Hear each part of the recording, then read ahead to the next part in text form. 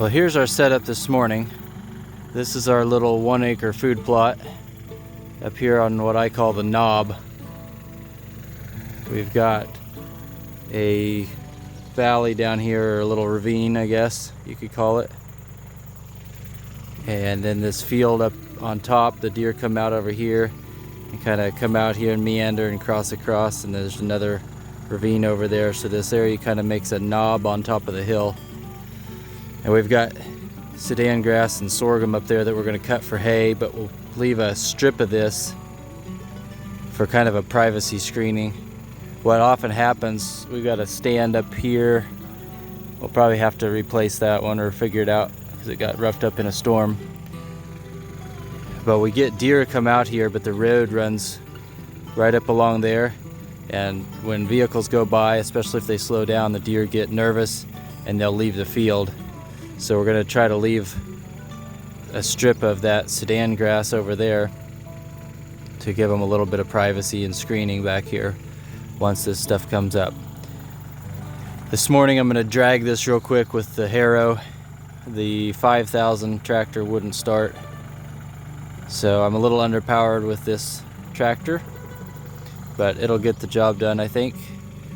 We'll just kind of take it easy, and then hopefully today we can get the seed spread on here and drug in with chances of rain next week.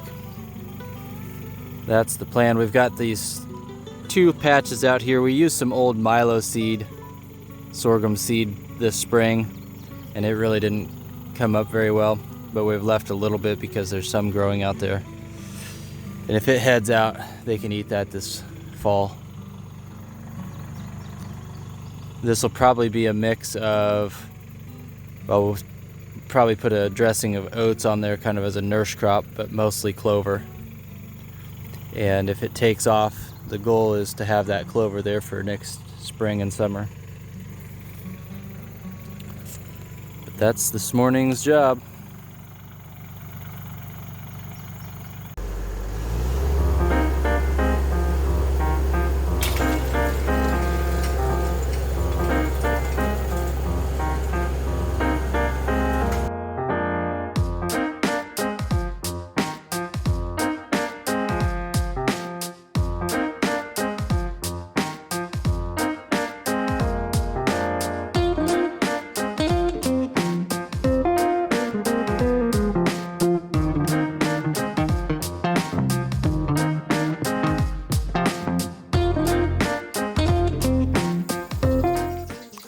Okay, I've got the Land Pride hopper broadcast seeders hooked up here. There's a couple things I got to do real quick before I run it to the field.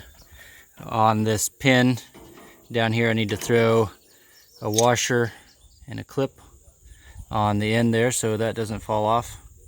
I borrowed a couple bushings from the mower to get that to fit a little bit better. And then the other thing we got to figure out is to get that gate to go down all the way. So these are operated up here with this handle. You can open and close the settings with that pin.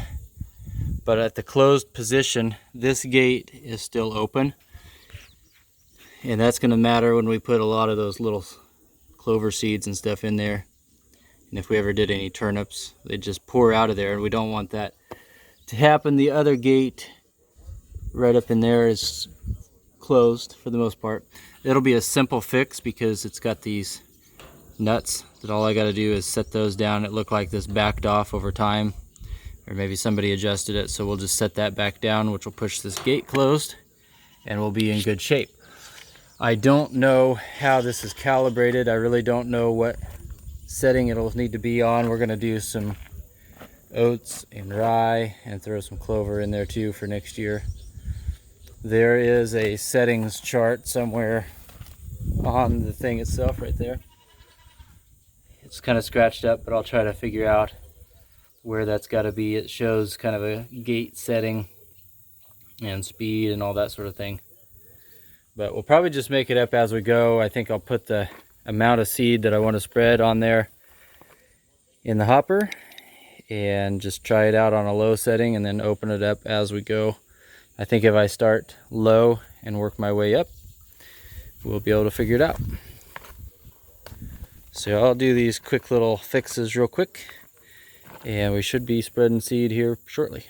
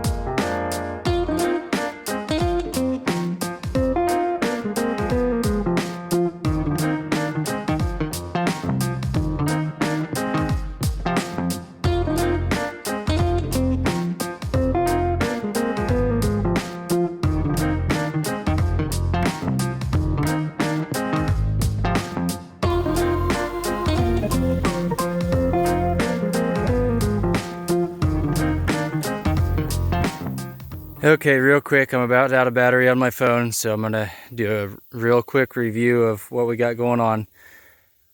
I did one pass here on the entire field with the broadcast spreader. I'm gonna add a little bit more oats and a tiny bit of clover to finish off that middle. I think it's a little thin as we finished up. It's worked really well. The gates, it's a used machine, so the gates have trouble staying closed. It kind of vibrates open. But we've got the handy spreader chart here showing all the notches, the positions. And then I'm kind of gauging this off of, well, we got some clover in there, but mostly like rye or wheat settings. And I took some old seed that was kind of outdated and did just the edge to kind of calibrate this thing, figure out what speed I needed to be going, and then adjusted from there. But more or less it's working fine.